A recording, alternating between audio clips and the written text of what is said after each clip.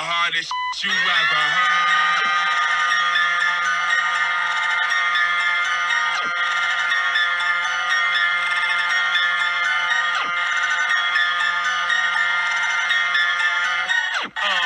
Ain't this the hardest you ever heard?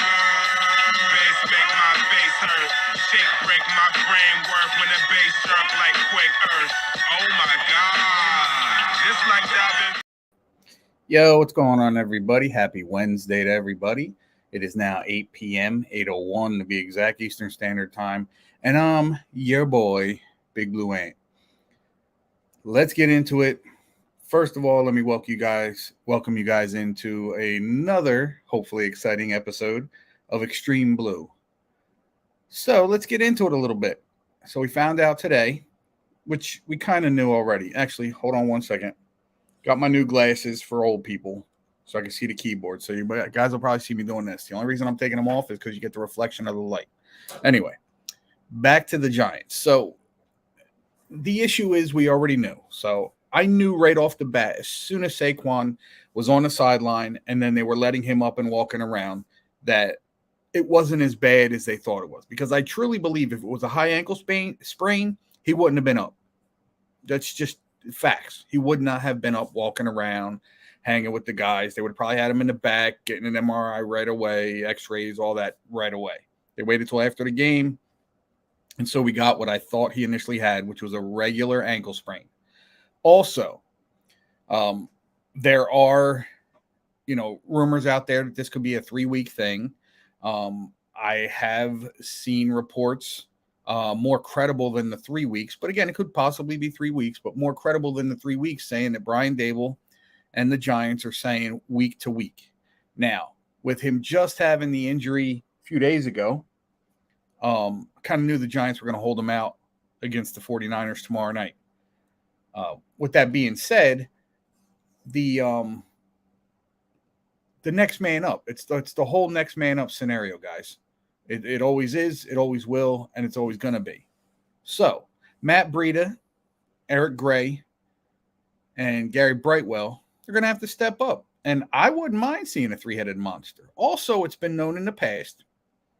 Now, we got to take the good with the bad. That Daniel Jones does step up a bit when Saquon's out. He has 16 touchdowns, but here's the bad news. He also has 16 interceptions when Saquon's not playing. I would like to think that Daniel is a little more mature, would possibly benefit more from throwing the ball away. I was excited last week during the comeback where he was going to the sideline, trying to look for somebody open, didn't see anybody there, and threw it out of bounds. That's the kind of Daniel Jones we want. No turnovers, no interceptions, which is a turnover. No sacks, take no sacks. The one he was about to get sacked, he threw it at the offensive lineman's feet. I forget who the O-lineman was, but he was outside the box. It seems like it's starting to come to Daniel Jones. Now, again, I know it's a long time, guys. I know it's a long time coming. But I think things will be okay. This is going to be a real test because over the last, I want to say, year or so, the Giants have basically, especially last year, they kind of beat the teams they were supposed to. There were a couple surprises in there. But again, the Giants' schedule last year wasn't nearly as tough as it is this year. Having said that, the 49ers are definitely one of the teams being picked to be a Super Bowl contender, if you will. And I can see that. They're a very good team. They're good on both sides of the ball. They got a really good quarterback. A lot of people, crap on Brock Purdy. I think he's good. I really think he's pretty good. Christian McCaffrey is Christian McCaffrey. Brandon Ayuk, Debo. I mean, the list goes on. George Kittle. All those guys are going to be an issue. I think what the Giants need to do is at least go touchdown for touchdown, at least. I'm praying that the Giants can bring out the same kind of energy that they brought out in that second half. One of the Giants' Achilles heels has always been that we don't finish. We've always started pretty decent, but we never finish. Now it seems to be the complete opposite. We don't start, but we kind of finish. Daniel Jones had a couple good comebacks last year. Again, week one was week one. It is what it is. The Cowboys played up to what they are. They're a very good team this year. I'm not going to say they're not. They're a very good team this year. After that week one game, I think they're still getting too much credit. But again, this past week they blew a team out. I forget who they played, but because I really don't care. But they're a good team. You can't deny it. You cannot deny it. Let me know if you guys can hear the fan, because I put it on the floor. It's just hot as hell in here. You'll see my drapery waving in the wind. So, but yeah, I mean the Jets. What about the Jets? Listen, the Jets game is going to be the Jets game. They still have a lot of talent. I think getting to Zach Wilson is going to be the deciding factor if the Giants can get to him. So let's start off with that. We already got Saquon out of the way. Let's get Andrew Thomas out of the way, because it looks like he's not playing this week either. And I want to say I'm not upset about that. Listen, I love Andrew Thomas. I think he's a key part of this offensive line. But if I'm being 100% honest, him not being there this week didn't hurt us. Even in the first half, where we were getting our butts kicked, the offensive line was still giving Daniel Jones plenty of time. It just worked out better for us in the second half because we were executing plays. I forgot what I was going to say. Jesus Christmas. So, the Jets. We're getting to the Jets. So they have a really good team over there.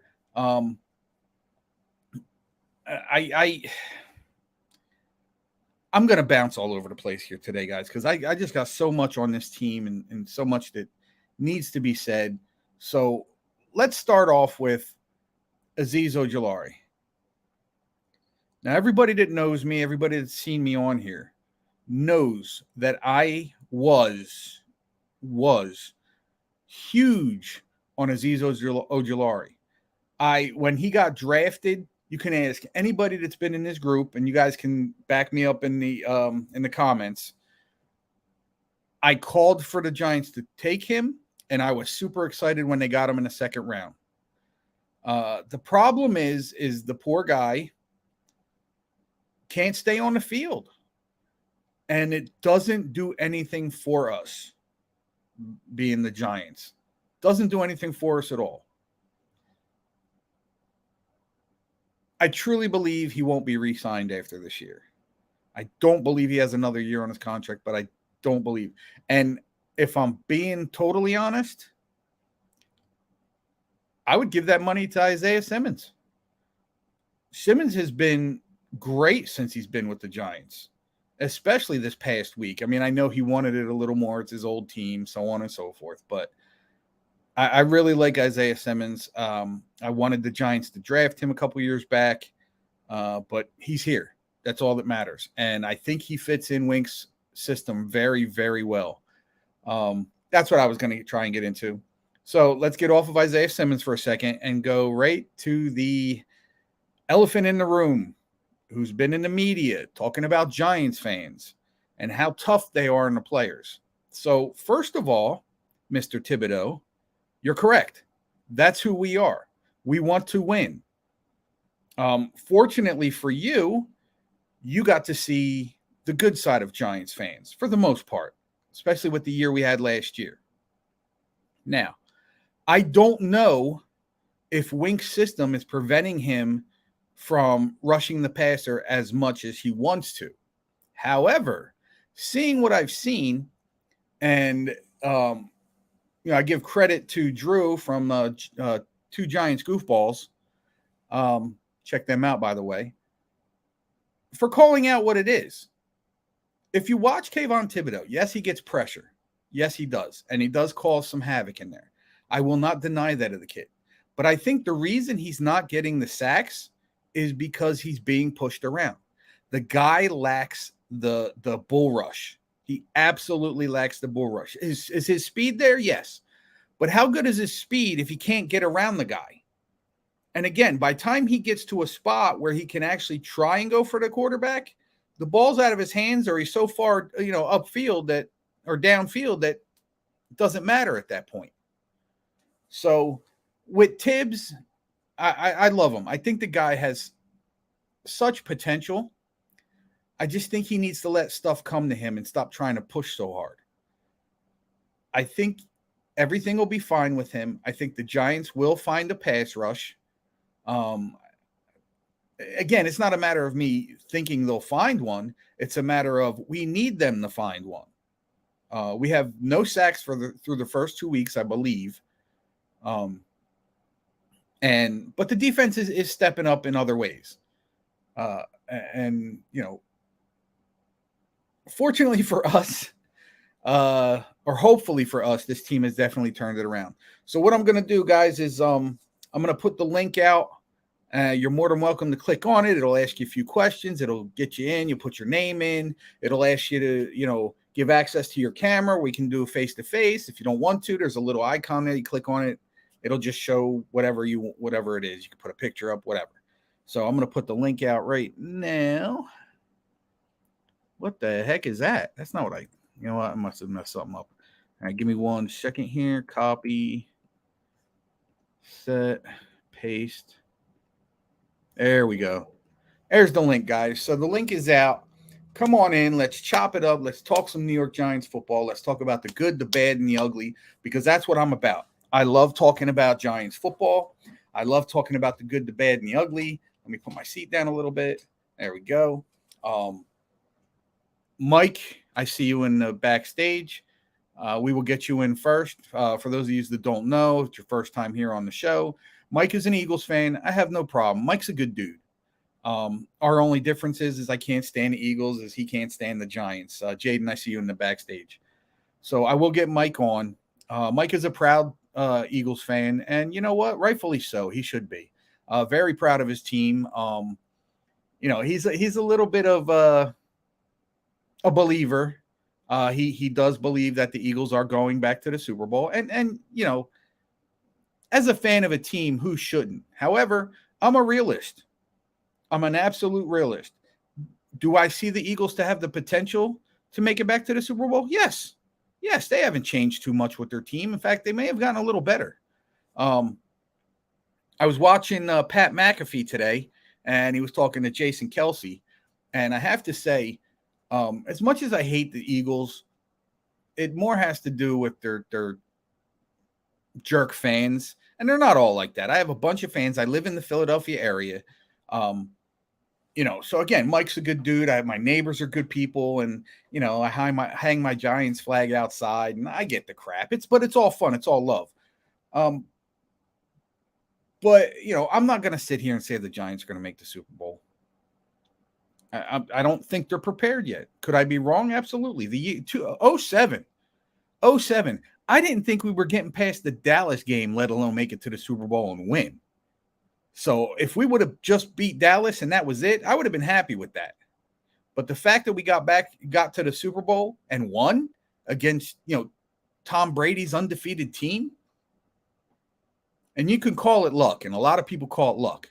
Where it becomes not luck is the fact that they did it 4 years later to the exact same quarterback and pretty much the exact same team. With that being said, let me get Mike in here and we'll talk to him, ladies and gentlemen. Positive Philly. What's up, bud? Oh, man. How you doing? Good. How's it going? Good. I was watching Jason. I was trying to get to that, but I was watching. Yeah, Jason I saw that. I saw something about that on Twitter last night. Of course, So he had it streaming through TikTok as well, and I commented. I think Jason. I love Jason Kelsey. I really do, with the exception of the fact that he's on the Eagles. I think he's one of the most involved players. Forget the he's one of the most involved players in the NFL. I think even more so than his brother Travis. Travis gets out there a little more. What do you think about him right what's now? That? Have you heard about all those rumors? About what, Taylor Swift? Yeah, you think that's true? No. I don't either. And if it is, Travis just wants to have the next song about him when they break up. Yeah, exactly. So, hey, man, what's your thoughts, man? The Eagles look pretty good right now. I'm not going to say they don't. Yeah, I will in a minute.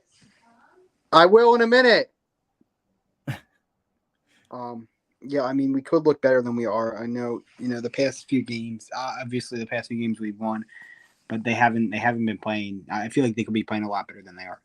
Yeah, I mean, again, like I keep saying this, and I'm not going to attribute it to the Giants getting their butts handed to them because we got our butts handed to us. There's no doubt in that. But again, I keep saying this, and I'm going to say it till it doesn't happen anymore, which it will. I think taking away the fourth preseason game was a bunch of BS. I think what does that do though? So what it does is it gives the starters more time to get out there and get more familiar with each other, even if it's only for a quarter. But if you look at what the Giants did in the preseason, I believe the offensive starters only got a series. And from what I understand, it was a 3 and out. The thing with us, like Hurts, Brown, Smith, none of them got any playing time. And that can hurt the team. That can be part of the reason they're starting so slow. Because, again, we're jumping right into the season and we're missing that fourth preseason game. And, again, I get it. Listen, I love the fact that the NFL has made it so we got one extra game. But did we really? You know what I mean? We're just taking away a preseason game. And it literally looked like, if you look at all those games, week one, they all look like preseason games. The difference is the starters played the whole game. They looked unprepared, especially the Giants. Most of the teams looked unprepared, looked like they were, putting oil in the joints to try and get everything moving.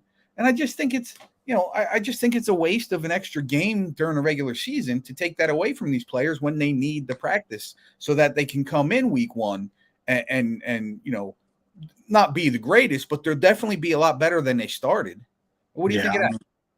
I honestly don't think it makes a difference, but yeah, I mean, like you said, like her Jones, Hurts, they're playing with not much confidence or not much skill early on because they didn't get that right series in the preseason. I mean, although it's preseason, it doesn't mean anything. I think you still need to play them a little bit, and we have right. it. Right. And the other thing, too, is everybody wants to talk about, oh, well, they got their NFL experience in the preseason. In my opinion, it's 3 games. And it's not – I'm sorry. Most of these teams don't go full bore. And, again, it's because it's mostly the second and third stringers. Yeah. And then you get these young kids like the rookies, especially the Giants playing through 3 rookies in Jalen Hyatt, Trey Hawkins, and Deonte Banks. They see what they see in preseason, but the speed gets stepped up a lot more when you're playing regular season games. Because, again, you're not playing the second and third stringers for the most part. You're playing the guys that get the paychecks, and there's a reason they're getting those paychecks. So, again, like that fourth week, and again, it's not, it doesn't make everything better for every team, but I think it does help these teams out. Yeah, I don't know how I feel about the Giants this year, honestly. Me neither, and I'm a Giants fan. Right now, the Commanders are looking they're looking good. All right. So the Commanders thing, you're right, they do look good, but I think that's one of those things where Sam Howell's going to get a little bit of a big head. I know he's a good kid. I know he's a calm, cool, collected kind of guy, but I just think it's some sooner rather than later going to go to his head a little bit. Whether they straighten it out or not and make things better, that's up to them. But I think there's going to be a little bit of a falter there. Yeah, I don't know.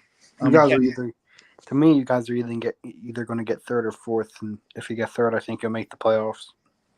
And I'm okay with that because I just want to have a good now. The NFC East is the only team or only division in the league that doesn't have a losing team. Everyone has at least one win. Yeah, no, that's cool. That's cool. But yeah, who you guys got this week? We got Tampa Bay Monday night. And that's at home? No, that's in Tampa. Oh, really? Yeah. Ooh. That could be one of those games. I mean, the consensus is that the Eagles are going to go in there and win. I mean, that's definitely the consensus. But it can also be one of those games because let's not forget, Baker Mayfield, as much as he is what he is, every now and then he puts together a really good game. And the fact that him and Mike Evans has clicked, and their defense is still pretty good. Again, they're not, top 5 in the league, but they're still a pretty good defense. So I think they'll give the Eagles a little bit of a run, but I still see the Eagles pulling that game out, though. Yeah. As far as the Giants. You nervous about tomorrow? I wouldn't say nervous. I don't think you guys win. I don't want to say that. I don't, because I'm a Giants fan and I think it puts bad juju on the team. Saquon's out there. Is he only out for 3 games? In my opinion, he's probably only going to be out this week. I think they wanted to sit him because, again, it's a low grade ankle sprain. So rather than putting him back in 4 days after the last game, I think it makes sense to keep him out this game. Yeah. I mean, obviously, as a Giants fan, you'd love to have him in because he's a huge part of our offense. But at the same time, you put out especially with the defense that the 49ers have, you put it out there that he could end up getting hurt even more.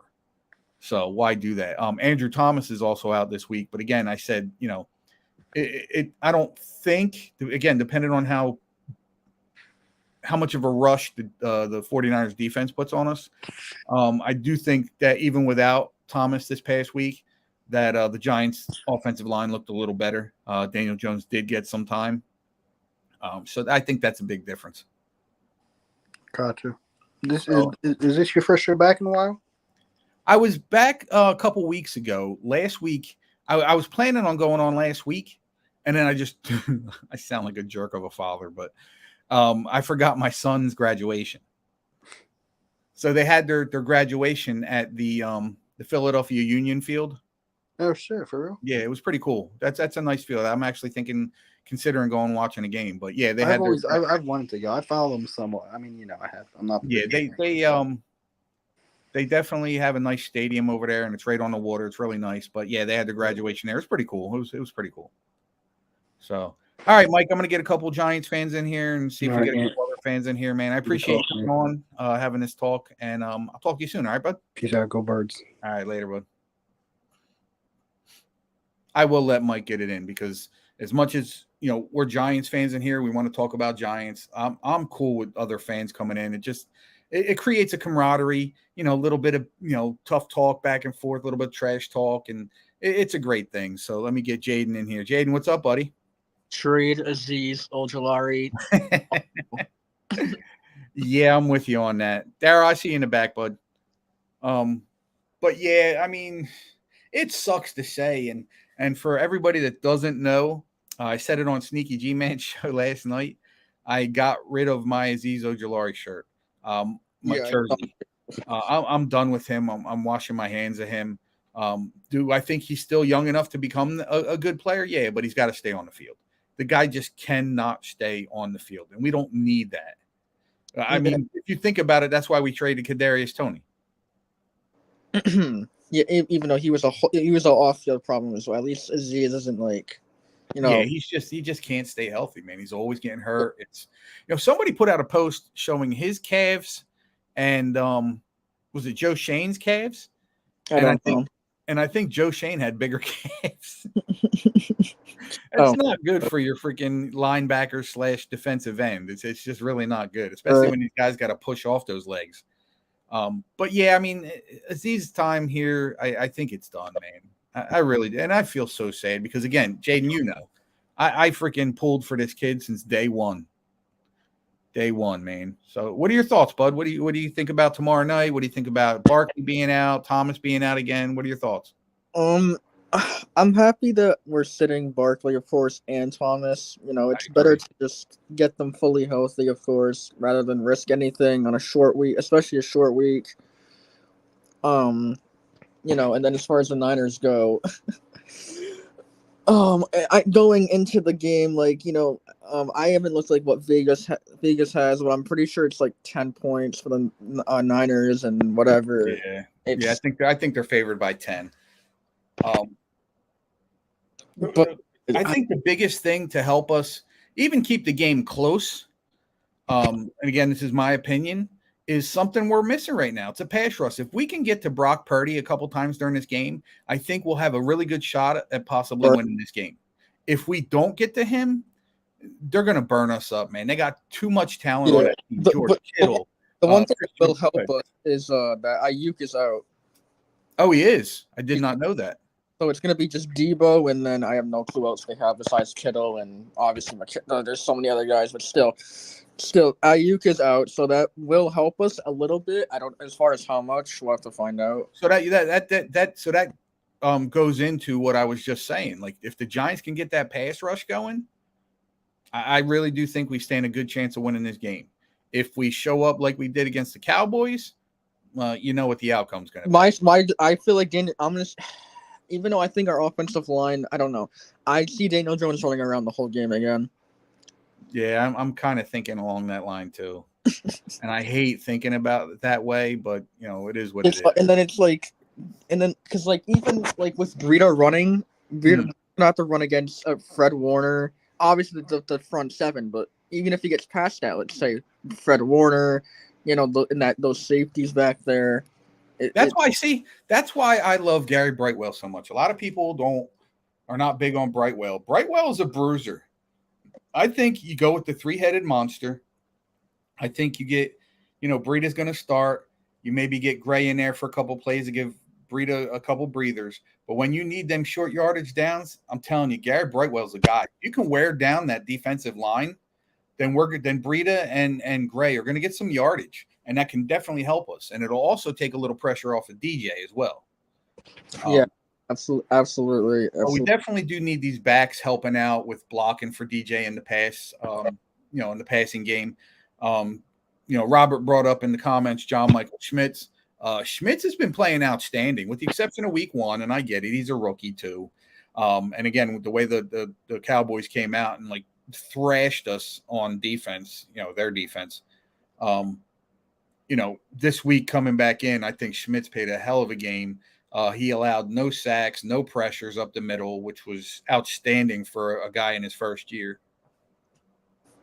Yeah, definitely. Yeah.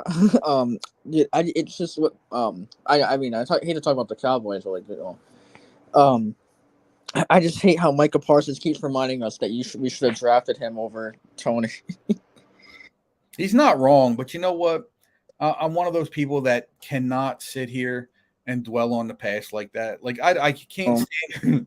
People have been bringing up the fact that a couple Super Bowl teams started 0-1, and their first week they got manhandled and so on and so forth. And I get that. I've always said the first 3 weeks is pretty much let's see what's going on. Come week 4, you should have an idea of what team's going to be what, so on and so forth. But let's stick to the Giants here. So what are your thoughts on Jalen Hyatt? Do you think he gets more playing time this week? Because I do. The kid balled out last week. Yeah, I think he should with the wide receivers that we have right now. I think why not? If Daniel Jones can get 3 to 4 seconds in that pocket, and Hyatt can get up the field, and Daniel Jones actually put it ahead of Hyatt instead of behind him, I think we got big things coming from him. And that's what I said. Or, the only thing that concerns me is if Daniel Jones' throwing power. That's the only thing that concerns me. With Hyatt, if he does if he burns a corner, is he going to be able to get the ball where Hyatt can strive? Basically, because if Hyatt can get right under that forward, yeah, you hit him in stride. You know what I mean? That's the only thing I worry about. But obviously, I think over time, I think that long pass was underthrown. I mean, obviously it got to him. And again, I think that's a little bit of towards the plus side for Jalen Hyatt, because he was able to get so far ahead of the defenders of the DBs that he was able to come back and get the ball and still run for a few yards. The only difference, again, with that is if Daniel Jones would have led him instead of him coming back to the ball, guaranteed that would have been a touchdown, because it would have caught him in stride and all he would have had to do was pick up the speed. I mean, he already had those guys burnt. And then the same thing earlier in the game with Darius Slayton. He underthrew Slayton. Slayton was able to come back to the ball and make a play out of it. But if he would have hit Slayton in stride, we might have had another touchdown there.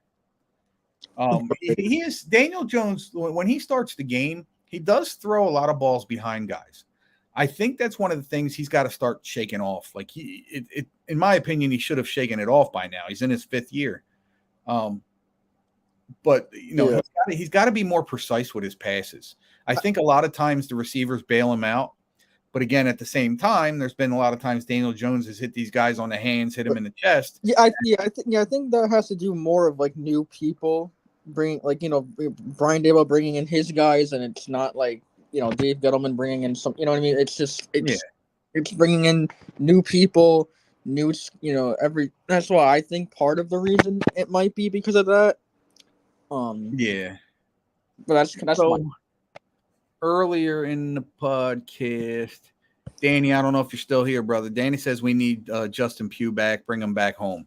I kind of agree with that because Pugh is and was a good Giant when he left. I think his basic thing was the Giants couldn't pay him what he was worth, and when he left the Giants, I believe he was a top 5 offensive lineman for at least 2 of the years while I was with the Giants.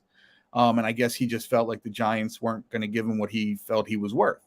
But he has made it perfectly 100% clear that he wants to come back to the Giants. And right now, the Giants are in need of an offensive lineman such as Justin Pugh. Does he have a few years left in him? Yeah. But if you look at Glowinski, Ben Breedson, who's actually, I think he's out this week, guys like that, I think Pugh is better. I really do. How much he has in him right now because he hasn't been playing because he's still a free agent remains to be seen. But again, like I said it, a couple weeks ago, if they were going to bring these guys in, I think they would have brought them in already. Right. I can't see them bringing them in, this week, especially this late in the week and saying, all right, you're going to start against the Niners. It's just, it's hard for a coach to do that. It really is. Yeah. So, yeah, but I mean, I would like to see him back with the Giants. I think he was a good player. Again, I want to see Daniel Jones step up, man. I want to see, the 49ers, DBs get exposed a little bit, possibly. I want to see a dogfight. Win or lose, I want to see a dogfight. I want to see the Giants show some heart. I think they showed a little bit of heart at the end of last week, clearly because they came back and won. But if I'm being 100% and because of the fact that I am a pessimist, did we really? So, okay, they were kicking our butts in the first half. There's no denying it. Yeah. But is it because we were trying to play or we were playing down to them? And then all of a sudden we said, all right, we got to stop this stuff. And then in the second half, we said, all right, we're not going to play to these guys' strengths. We're going to go out there and play our game. Because again, if you compare this past week to week one at halftime, I'm sorry. Sneaky said yesterday that, he thinks there may have been adjustments. I don't. In my opinion, I don't think Dable got in these guys' faces enough on the sideline. I don't. That if you look at last year and a couple of those games when those guys made big mistakes on big downs that, we could have first downs, could have touchdowns, so on and so forth. Dable was right in these guys' faces right on the sideline. I understand he doesn't want to embarrass these guys, but some of these guys need that. Some of these guys need to know right off the bat, you got to cut it. You just got to stop. You got to be professional. You got to know what the snap count is. You got to know what your assignments are. You know, and the fact that week one, I didn't see that from him at all. Now, I don't know what was said in the locker room. I don't know. I mean, again, the camera wasn't on him the whole game, but I didn't see his face red at all. I didn't see a look of anger in his face during that whole game. So, I mean, did he really say anything? In my opinion, he probably didn't. And then this week, he probably had enough of the BS in the first half, went in the locker room because, again, when they interviewed him and asked him in the locker room, they said, what did you say to the team at halftime? And his first response was the most honest response I think he had. He said, that's between me and the guys. We're going to keep that an in-house thing. And then he went on to say, well, I told them, you guys got to keep your heads up. We got to start to execute. No, that's not what you said, Dabes. Because if that was what you said, you wouldn't have said, oh, we're going to keep that in-house. We all know what that means. You went off on these guys. And congratulations, because some of these guys need that. 100%. They need to know, listen, you're not playing up to par, let alone the money you're getting. You're not playing up to what you should be playing. Yeah, that's how some people learn. No, absolutely. Absolutely. When he went off on Daniel Jones last year, Daniel Jones stepped it up. And that's one of the things I like about Brian Dable. He is a player's coach. He absolutely is. But up until last week the first week and the first half of last week, I think he was too much of a player's coach. I think he was more of a patting these guys on the butt. All right, we'll get him the next time. We'll get him the next time. And then Like, when he got to the locker room, he ripped him a new one. Garrett does basically, as from what I heard anyway. Like he's not as, you know what I mean, how he was so lenient with the guys. Yeah. Oh yeah. I mean, we need Dabes to be tough. I mean, again, it goes back to the Giants' motto: smart, tough, dependable. If you're having all these penalties at big times in a game, that's not smart. We're not playing tough if guys are constantly getting hurt, and you're clearly not dependable if you can't stay on the field, Azeez Ojulari. I mean, again, it's if that's your motto, but that motto. I know it's a minor injury, but and I guess we'll let the season play out as well. But with Saquon, like getting hurt all the time, it feels like every season. And I understand what his age and how many hits he's taken.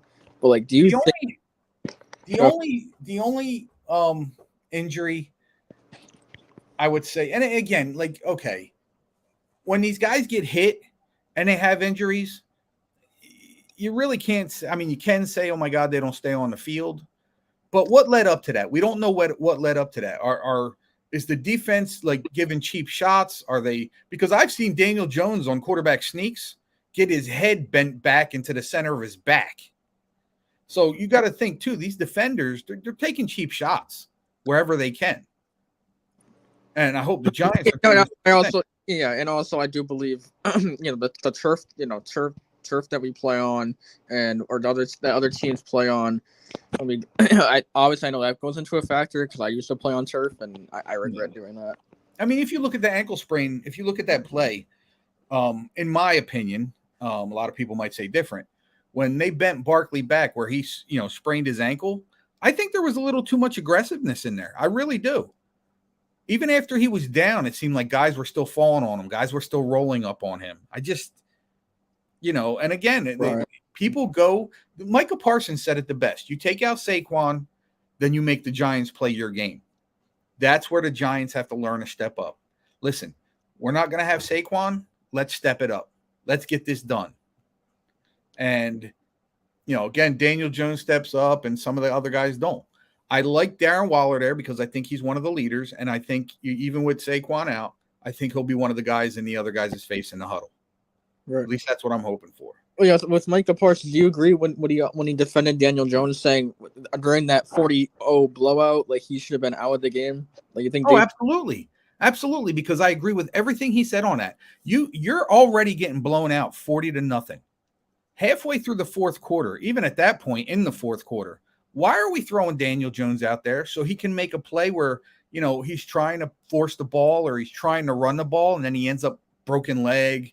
Sprained ankle where he's out a few weeks, that would only made things worse. So in that aspect of it, the fact that we were getting blown out the way we were, I agree with Micah. We got to pull him. I would have pulled all of our starters at that point if I'm being honest. We weren't coming back. They owned us from the first snap to last snap. The only guys I probably wouldn't have pulled, I mean, Evan Neal still clearly needs reps and stuff like that. Yeah. I think he'll be fine. Eventually, he'll be fine. Again, it's another thing. He's got to get into the groove. He's got to get into, learning his technique a little better. Because you got to understand too, he's got a new technique, from last year. So it's going to take some time going up against these other teams to, nail down that technique. I mean, the preseason was good for it, but again, preseason you're playing, second and third rounders for the most part, because let's face facts here. The preseason is for the second and third, string teams. You want to see what you get out of the guys coming out of college, so on and so forth, because they pretty much know who's making a team, with the exception of the few rookies, in the first, second, third, and fourth round. So I mean, it's difficult to do, but again, at the same time, it's these guys got to just be prepared for this stuff. And again, week one, we didn't look like we were prepared for anything. Yeah, and I hope we can beat them in AT&T. Obviously, for Sneaky's sake, because I bet he has going on. But, I hope we beat them at least beat them in AT&T. That would be, but we better be hungry that game.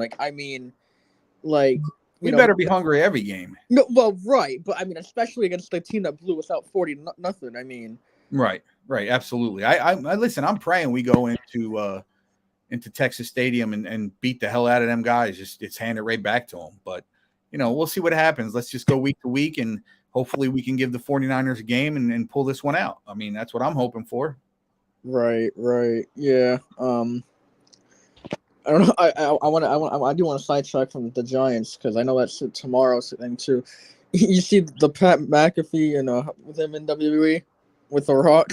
I don't know if you saw. I don't know if it went viral. Oh yeah. I saw it. Who was it? John Cena. Well, he did see John Cena as well, but it was him. It was Pat McAfee, The Rock, and then this guy Austin Theory. Oh, okay, yeah, Austin Theory. And they did a whole promo again, and then Pat McAfee in the background, just like being like a child, just watching. You know what I mean? Yeah, I saw most of it. Yeah, it was hilarious. Yeah, it was pretty funny. So, Jaden, before I let you go, because I got to get Daryl in, he's been waiting patiently, and I only got about 20 minutes left in the show. What are your final thoughts? What are your predictions for this week? What do you see the Giants doing? My prediction, I'll give a score. So I'll say Vegas is what, 10 points you said, you think? Yeah. So obviously I don't want to put bad juju on the team, but like if I had to make a prediction, like a bet, Niners win. Jesus Christ. 27. You know what? 27-20. I hope the Giants can fight. I'm with you. I like that. That's not bad. I mean, obviously we want them to win. Right. But we got to be a little realistic about this, especially the way that the Niners have come out. Realistic, and like if I was a betting man. Absolutely. So, I would say 27-20. Player of the game, CMC, stuff Probably. like. Yeah, so that's kind of my prediction. And all right, man. Well, I appreciate you coming on the show, like always. I appreciate you hitting me up, making sure the show's coming on. And I'll talk to you later, man. Yeah, I'll talk to you later, definitely. All right, brother. Have a good night. Yeah, you too. Later. Daryl. What's up, brother? How you been? I've been okay, man. I've been okay. How you been? Good. I've seen some better days. My wife's still going on with some stuff with her parents, but things are definitely looking in the positive right now. So day by day. Okay. I hope everything gets better on your end. I hope everything gets better. I appreciate you, man. I really do. So what are your thoughts on the Giants game this past week, and what are your thoughts going forward? Well, I want to go back 2 weeks. Okay. I want to go back. First, I want to go back to the Dallas Cowboys. Okay. Well, it felt like almost when they went on that boat trip, 2016. Yeah. I think it was something like that. Well, yeah. That's what they looked like.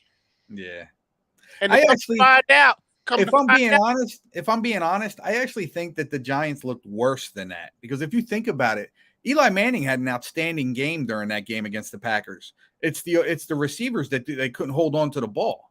Yeah. But look, I heard what you and DZ said, and them boys. I seen a lot of ghosts. It was like ghosts out there. They wasn't. Yeah.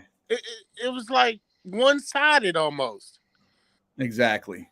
And come to find out, Coach Davis had a birthday party for one of his kids over there, and they was all over that. Really? I didn't see that. Oh yeah.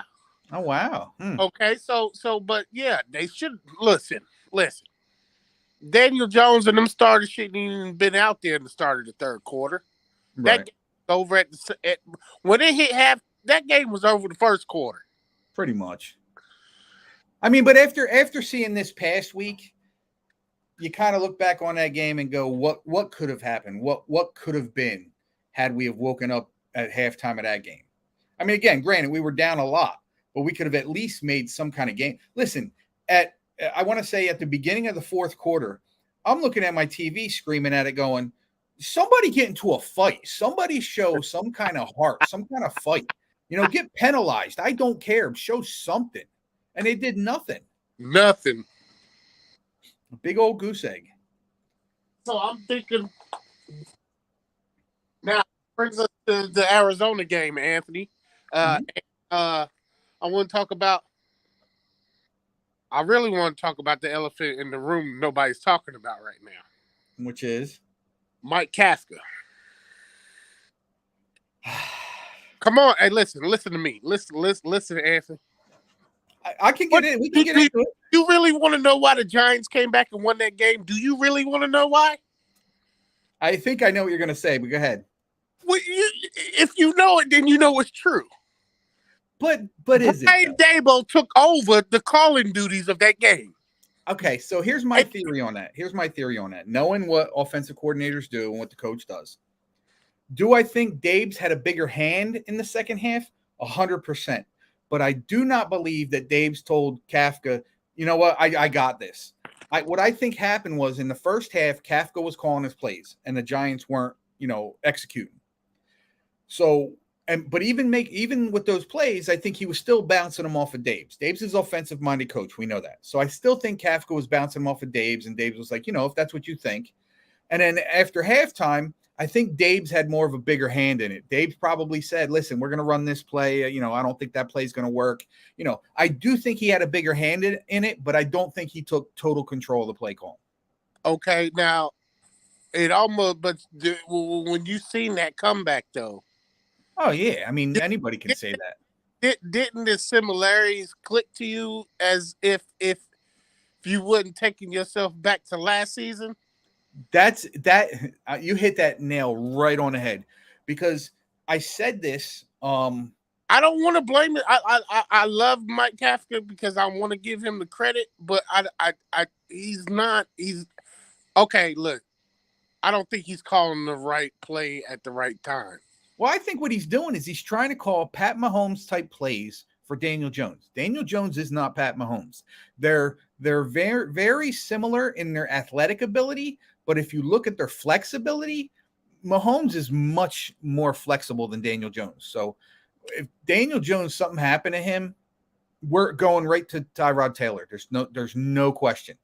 If something happens to Mahomes, he's going to be on that field. He proved that in the Super Bowl last year with the bad ankle. Right. But again, I think Kafka's biggest mistake is he's trying to turn Daniel Jones into Pat Mahomes, and that's not going to happen. The skill set is totally different. They're similar in their athleticism, but the skill set is totally different. I think, and like you said, I called it too while I was watching that second half or the end of it. I said, this looks eerily a lot like what they did last year. And when I thought that, my first thing that popped into my head was, you know what? If it ain't broke, don't fix it. The Giants played well running the offense that way last year. Let's keep it going until it doesn't work. Is Brian Dable's play calling, and he's telling Mike Kafka what plays to call with the play. Right, but like you said, that the plays were similar to the plays they ran last year. Last year, that was all Kafka. I do remember Dave saying, Kafka did a hell of a job. I barely had to say anything about anything during any game. So again, it's Kafka trying to add stuff, which I'm not going to fault him for, because when you have the offensive coordinator in a system and you do very well the first year with the quarterback, you want to try and press him a little more to do some more things. Unfortunately, it appears that Daniel Jones mentally, maybe physically, I don't know the answer to this, but I'm just throwing stuff out there. Maybe it's week one that, he's afraid to be hit again. He's in that mode because he got, sacked 7 times during that game. And I don't know, he probably got rushed or probably got hit 32 times in that game. But I mean, again, you got a quarterback that's running scared even when he's getting time in the pocket. Because again, I said in that first half this past week, the offensive line, even without Andrew Thomas, looked a hell of a lot better than they did that first week against Dallas. Even though we weren't winning that game, we looked a hell of a lot better. And then in the second half, it got even better. So that's why I'm holding on to. Because we were running a whole lot more bootlegs, though, too, in the second half of that game. True. But also Daniel Jones is getting a lot of good passes off. He's finally starting to use, Darius Slayton. He's starting to use Jalen Hyatt, I'll tell you right now, Darren Waller had a hell of a game, especially in that second half.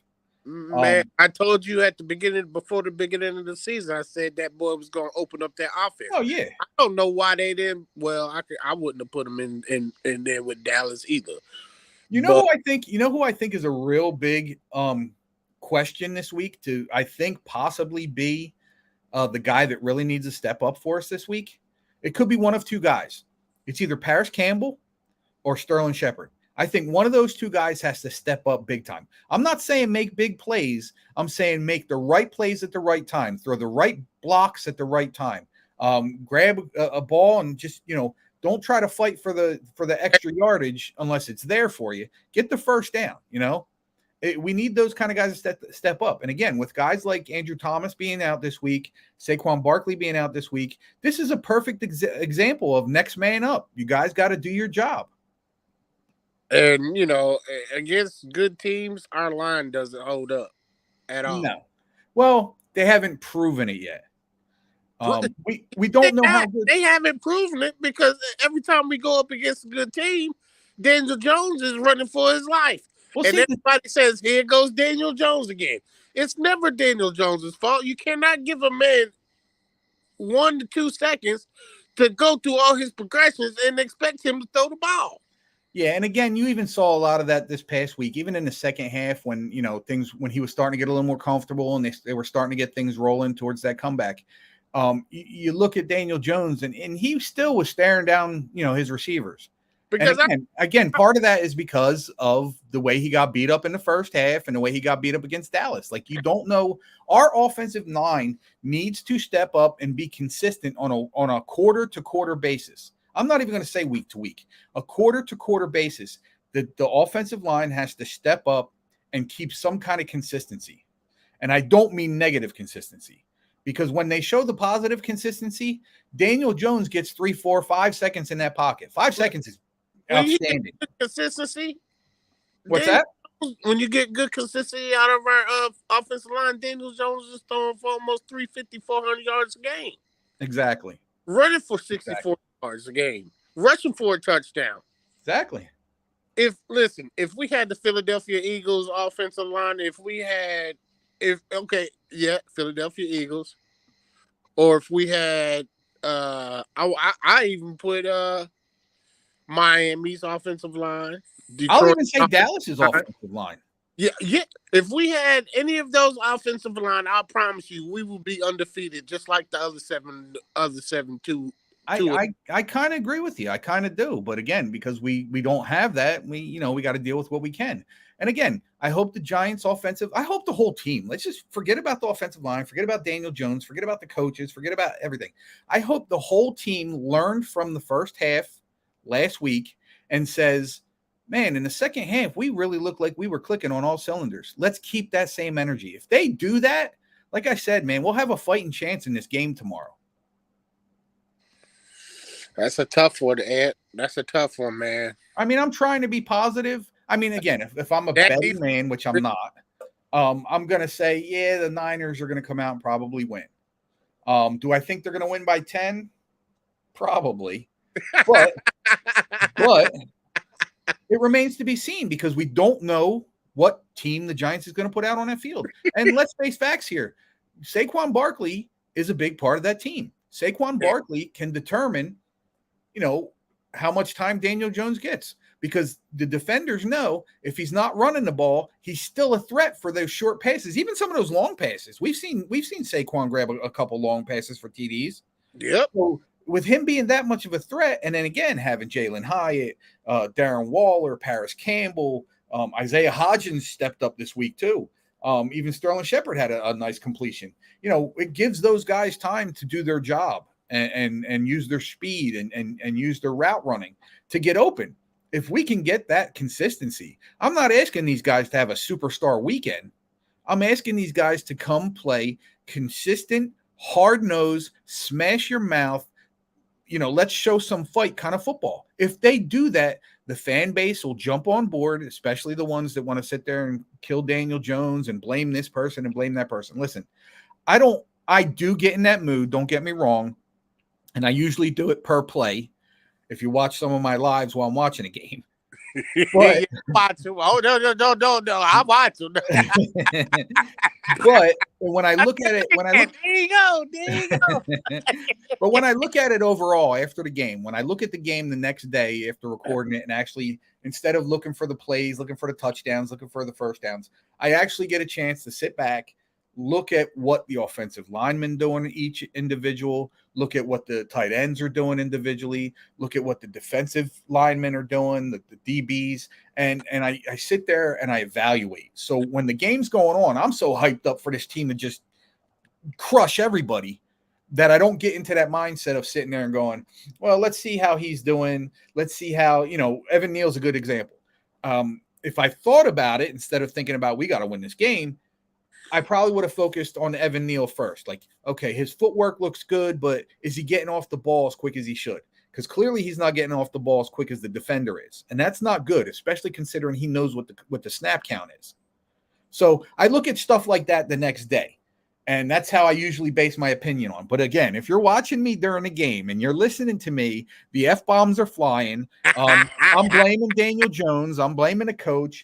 I'm going, you should have kept your hands on. Listen, Saquon Barkley had 2 balls hit him in the hands over these last 2 weeks. One of them, I don't know why I think they called it an interception because he actually turned around with it. Yeah. And the ball popped up in the air. If he would have dropped it, I think they would have called it a fumble. But because it popped in the air, I think that's why they called it an interception. And then this past week, had a ball go right through his hands. Now, you can kind of blame Saquon because he had both hands on the ball, but you could also blame Daniel Jones for throwing that a bit too high. Yeah, he throws a lot of high balls. And, the turning point of that game that really blew the top off that game for the Giants to come back, we must say that, I think it's time for him to put Jalen Hyatt in the starting lineup because, listen, Ant, when he caught that 58-yard pass, that opened up the whole offense. And again, Daniel Jones has to get up on that because he's not leading these guys. As a quarterback, you got to throw that ball in front of them. You can't make them come back to the ball. And again, like I said, the only reason Hyatt was able to come back to that ball is because he already had 5 steps on the DBs. So he was able to come back 3 steps to get that ball. Short, though. It wasn't that short. But he could have let him a little further out because he could have. No, absolutely. Absolutely. And earlier in the game, he did it with Darius Slayton. Slayton could have. He really underthrew that ball. Yeah, he did. And Slayton made a hell of a catch coming back to it. But again, I'm not going to dwell on that. I just hope he gets better on it. And again, I hope the Giants come out and fight this week. And I hope they prove me wrong. So that's another thing I want to talk about with our fan bases, because in a lot of these Facebook groups I'm in, you hear people, wanting to be right more than wanting our team win. And people like that, please stay out of my show. Right. Stay out of our fan base, because yous are the people that are sitting there calling us non-fans when all you do is root for this kid to lose. I cannot stand that. I will never root for Daniel Jones to lose just because I want him out of here. I will go off on him for making bad plays, but that doesn't mean I want him out of here. I mean, at some points I will say, I got to get rid of this guy. But, again, I got to settle down, look at the play, look at what happened, and then, just take it piece by piece. I think, yeah, you can. But see, the way I think is that in order to win football games, you must build a good, solid offense and a defensive line. Right. So I would usually start. So that's where mainly most of my focus is when I'm looking at a football game, or how a football game is going to go. Right. Because our offensive line is playing shitty. Guess what? Our offense ain't going to be crap the whole day. Right. I mean, everybody already thinks we're a bunch of pushovers anyway because we don't have an offensive line. And you know what? I kind of like that better, because then if the Giants really do come out and say, you know what, we can play better, and then they underestimate us, that just gives the Giants the upper hand there. That was a proven fact we could play better. Yeah. Oh, yeah, 100%. Half, man. Listen. Then I have never, ever, since that boy has been in the Giants uniform, ever seen him get so hyped up after he ran that darn ball into the end zone. Oh, yeah. Yeah. Because he knows he felt fired up he was. Yeah. Well, even they mic'd up Isaiah Thomas, and this will probably be the last thing we talk about because I'm running a little over the show. Okay. they mic'd up Isaiah Simmons during the game, and even as the second half was going on, you could hear Simmons going, "He's getting in that zone. He's getting in that zone. You can feel it. He's in that zone." And sure enough, he was right. Daniel Jones, when he gets in that zone, is definitely a top 5 quarterback in the league, and I don't care who wants to argue it. We gotta hurry up and get him in that when- zone early in the ball games. So we get him early. If we get him in that zone early in ball games, we won't have to play from behind. Exactly. Hey, Daryl, with that, man, I'm going to end the show here. I appreciate you coming on like I always do. Hey, Go ahead. No problem. I really enjoy coming on your show, and I'll be here every week. I appreciate it. Tomorrow's game, I think it's going to be 27-17. Okay, I'll take it. I'll be at a friend's house tomorrow night watching a game because he's a Niners fan. We're real close friends. He's like a brother to me. I'll be at his tiki bar watching the game, and if I'm not too upset, I'll try and stream the game a little bit. Oh yeah, and man, I had before I let you go, because I know you got to go. Remember when you was telling all your subscribers about YouTube TV? Yeah. That really went over my head. Oh, really? Because I woke up Sunday morning expecting to turn on NFL Countdown on the on my direct TV, and it wasn't there anymore. Yeah, it's definitely on YouTube. A little secret for you: if you know someone that's in college, you can get the NFL ticket on YouTube for $109. I already canceled my service with DirecTV and pay for the YouTube TV. Oh, okay. Yeah, because my daughter's still in college. In the last couple of years, because she does watch some games with me, so she offered for me to use her account, her school ID and everything. So because she's still in college, the last couple of years, even with DirecTV, I was able to get the NFL ticket for like $125, and this year it's even cheaper at $109, and we still use her account. Okay, that's good then. That's good. Yeah, for sure. All right, brother. It was good talking to you. I'm sure you'll see my lives and my posts on Facebook. And I appreciate you. Robert, I see you in the chat, man. You've been here all night. I appreciate you. Danny, Austin, I saw you. I want to say that's Vince has been in here. Who else? Daryl, you're there. Austin. I know quite a few people came in. Not everybody commented. I appreciate all you guys. And again, I'm trying to get this every Wednesday night on the road. In the foreseeable future, I don't see any issues. So I will be back next week, barring any stupid stuff happening. And till then, man, Daryl, again, I appreciate you, and we'll see you next week. All right, see you next week, Ed. All right, brother. Talk to you soon. Talk to you later. All right, guys, that's it. Went a little bit over time. Had a few real good guests on. We had some good conversation here, and we're looking to keep it going, guys. Let's keep this Giants win streak going. Well, it's not really a streak yet, but let's keep the wins going. All right, guys. Let's hopefully this team comes out firing on all cylinders from the jump, which would be a beautiful thing. And we'll talk sometime this week. Appreciate you guys. Have a wonderful night, and we'll see you next week.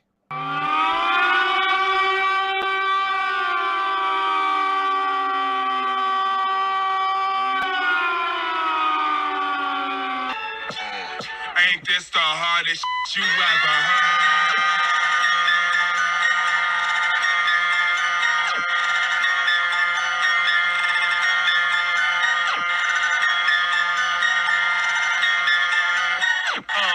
Ain't this the hardest you ever heard? Bass make my face hurt. Shape break my framework when the bass jerk like